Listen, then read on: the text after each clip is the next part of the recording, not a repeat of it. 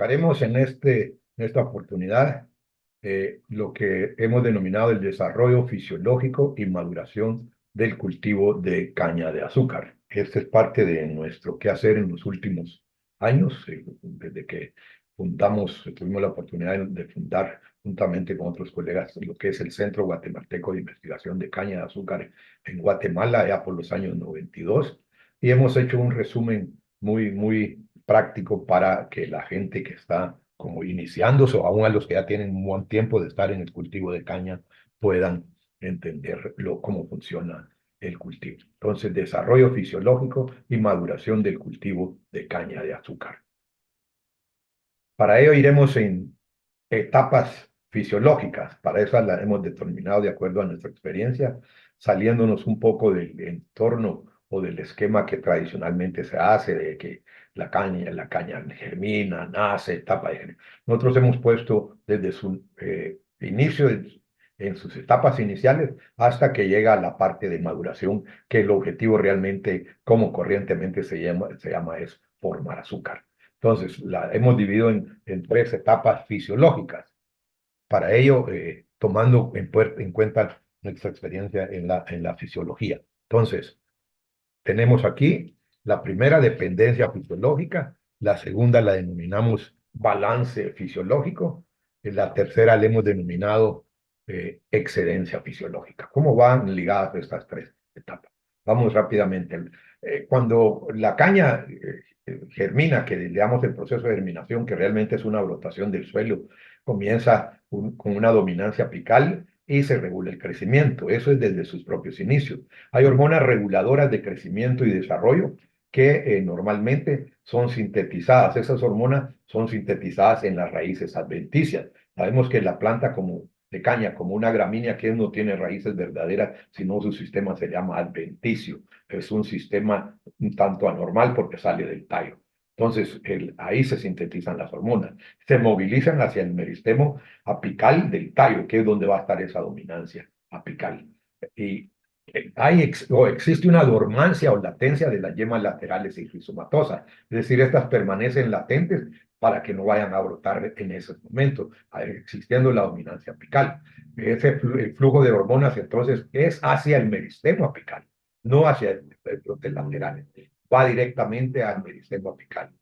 Entonces, las yemas permanecen latentes, esas yemas laterales van a permanecer latentes mientras esté la dominancia apical. Las raíces adventicias funcionan normalmente, el sistema que está en el suelo o un poquito superior sobre el suelo. Cuando se da algún rompimiento de la latencia es por alguna de los factores que nosotros los inducimos. La yema puede romper su latencia. La yema basales que están a veces en la misma macoya o en las yemas laterales. Ya puede ser por agobio, puede ser también por muerte de brotes primarios, donde existían la dominancia, y se da el reinicio de crecimiento de yemas laterales o del mismo rizoma que señalamos en este momento. No hay un nuevo sistema radicular adventicio que se origina en ese mismo momento.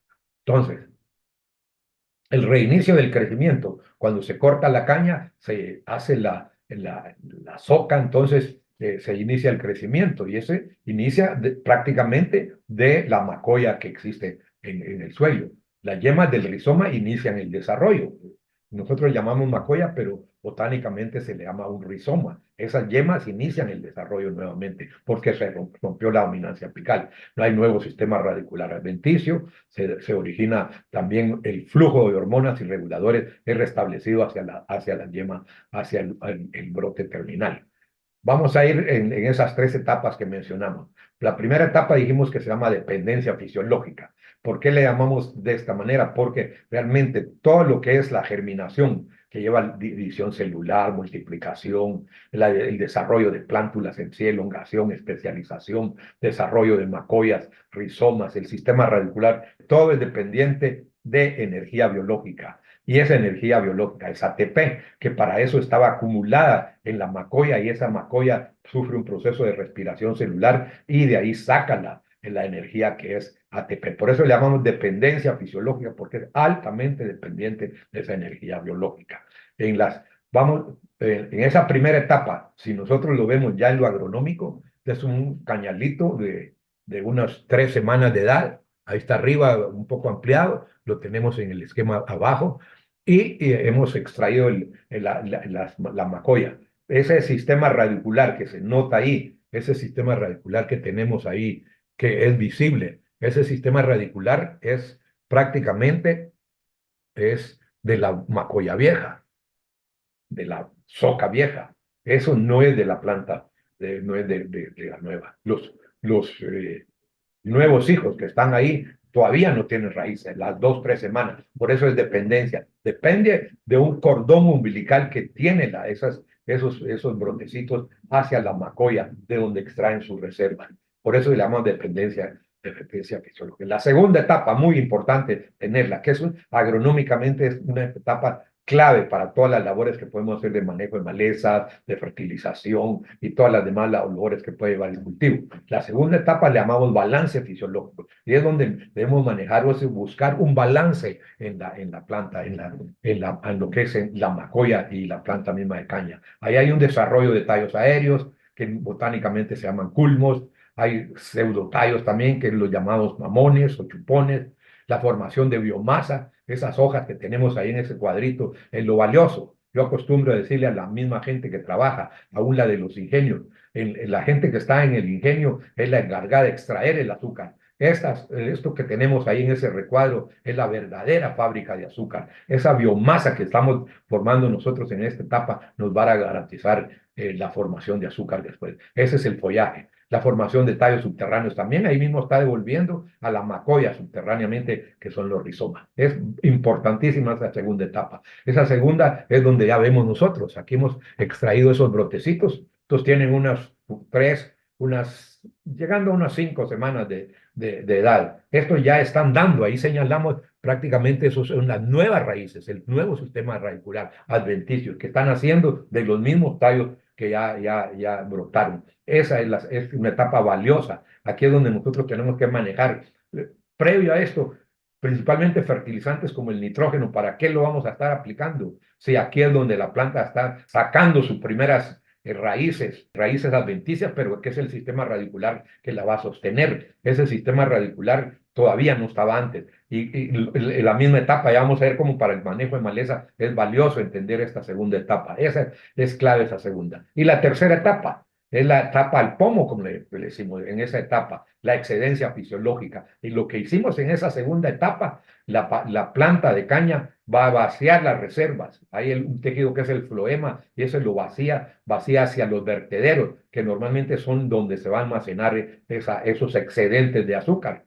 Por eso le llamamos excedencia fisiológica. La provisión de energía para los descendientes.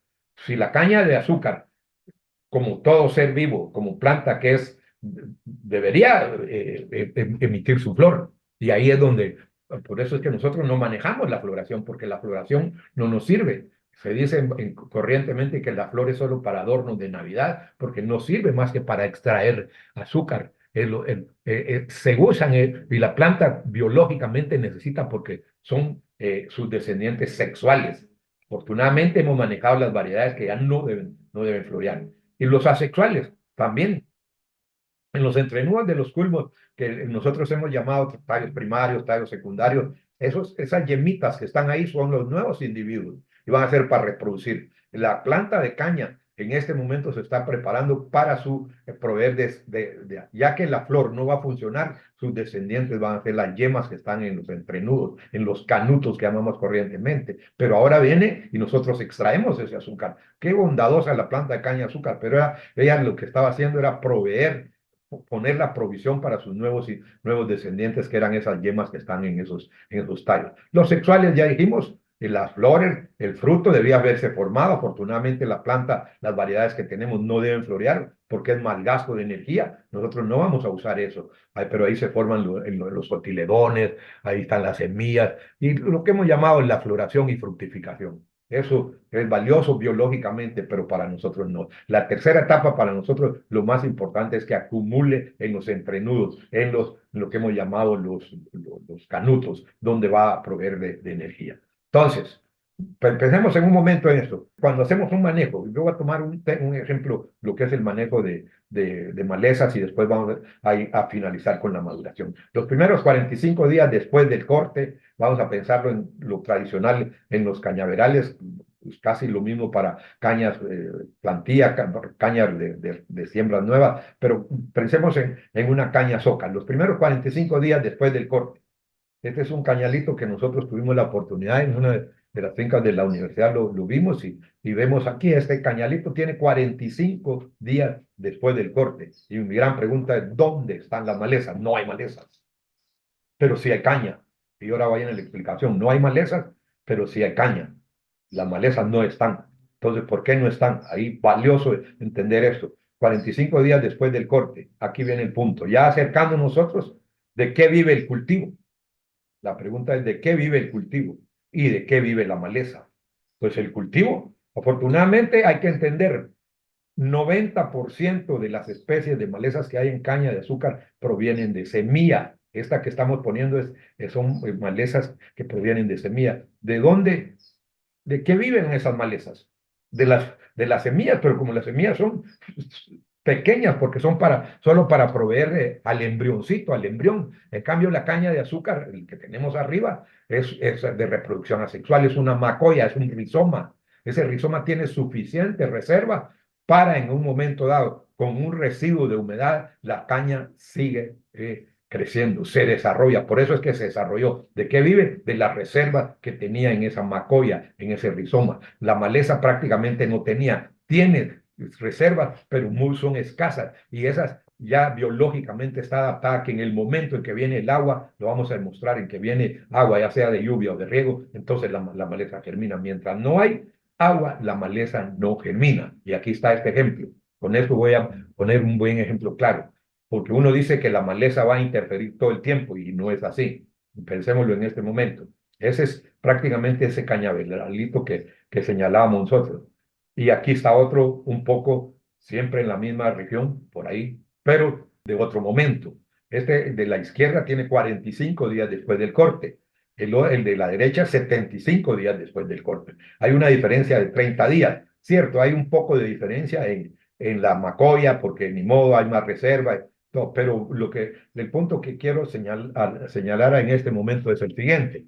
Estos cañaverales fueron prácticamente, la evaluación que hicimos fue la fecha, fue el 10 de febrero del año 2006, que nos sirve de un gran ejemplo, me ha servido esto. Pues ahí teníamos estos con 30 días de diferencia, el de la izquierda con el de la derecha. ¿Por qué? Porque el de la izquierda había sido cosechado el 27 de diciembre de 2005 y el de la derecha cosechado el 25 de noviembre del 2005. 30 días de diferencia, pero ahí está, la clave viene a esto. En el cañaveralito de la izquierda no había humedad. 5 días antes hubo una precipitación, antes de que hiciéramos la evaluación. O sea, alrededor del 5 de febrero por ahí haber llovido. 5 días antes. Mientras que el de la derecha había una precipitación 45 días antes. Entonces, la conclusión que hacemos aquí es, ese cañaveralito de la izquierda creció, se desarrolló sin humedad, mientras que el de la derecha se desarrolló con humedad, y ahí está la clave. La izquierda, como prácticamente no hubo humedad, no hay malezas. Si no hay humedad, no hay lluvia, no hay riego, no hay malezas. El de la derecha tuvo 30 días antes el agua, la lluvia, entonces ahí están las malezas. Esa es la parte que debemos entender. Entonces ahora, con esto quiero concluirle para que miremos el punto ese en relación a las malezas. Pensamos que las malezas todo el tiempo van a interferirle al cultivo de la caña de azúcar y realmente el punto que tenemos después de 40 y tantos años de estar en caña de azúcar, entendemos que el periodo crítico de interferencia de caña más se da, varía un poquito, depende de las regiones, pero podemos decir después del corte o siembra, más o menos vamos a tener entre unos 50, 60 días después del corte. Ahí está lo crítico para la interferencia de las malezas en la caña. Pero tampoco en el puro inicio, a los 5 o 10 días, todavía no. ¿Por qué? Porque si no ha habido riego, no ha habido lluvia, y si el riego lo damos después de la siembra o después del corte, en ese momento ya debemos de contabilizar que se está activando prácticamente el ciclo del cultivo y en ese momento también las malezas van a ser. A partir de este momento, 3, 4 semanas después, vamos a tener las malezas proliferando porque ya hubo esa humedad. La caña es de reproducción asexual, no está ligada a ello. Por ello es muy importante. Aquí yo puntualizo un par de cosas en lo que es manejo de malezas y fertilización. ¿Para qué vamos a estar aplicando fertilizantes nitrogenados antes de 3, 4 semanas en un cultivo como caña? Si la caña no tiene todavía sistema radicular, como lo demostramos, hasta la segunda etapa fisiológica, que es la que estamos diciendo de balance, que ella está buscando, es como la tercera, cuarta semana después de corte. Ahí entonces va a comenzar su sistema radicular. Las malezas tampoco no le hacen interferencia, porque la caña depende de lo que tienen en su macoya, entonces no va a depender del exterior. Las malezas sí lo van a depender, pero afortunadamente, si no hay agua, no vienen las malezas. Resumen nuestro es, si se diera una parte así como esta aquí, que estoy puntualizando, regamos o hubo lluvia en los primeros 5 a 10 días, de ahí tenemos nosotros 3, 4 semanas para planear nuestra fertilización, principalmente nitrogenada o el mismo control de malezas. Afortunadamente, si aplicamos un herbicida después del riego o de la lluvia, un herbicida preemergente que va a comenzar a trabajar 2 o 3 semanas después, cabal le estamos pegando al momento oportuno del control de malezas. Entonces, es valiosísimo entender esta parte fisiológica para hacer el manejo, principalmente de fertilización y de las mismas malezas, que en otras unidades nosotros les hemos presentado de cómo hacer ese manejo. Tenemos un video especial de lo que es el cultivo de caña de azúcar que pueden verlo en nuestra página. Finalizamos con esto. La última etapa que decía que era la de excedencia fisiológica, la caña de azúcar, si es, yo le llamo así, piensa, tiene hormonas que le indican que va a llegar el momento de finalizar su ciclo, entonces debe madurar. Y ahí es donde viene el proceso, o madura natural o inducidamente. ¿Cómo es eso de natural o inducidamente? La maduración natural está regida por factores naturales y agronómicos. Es obvio. Eso hay que entenderlo.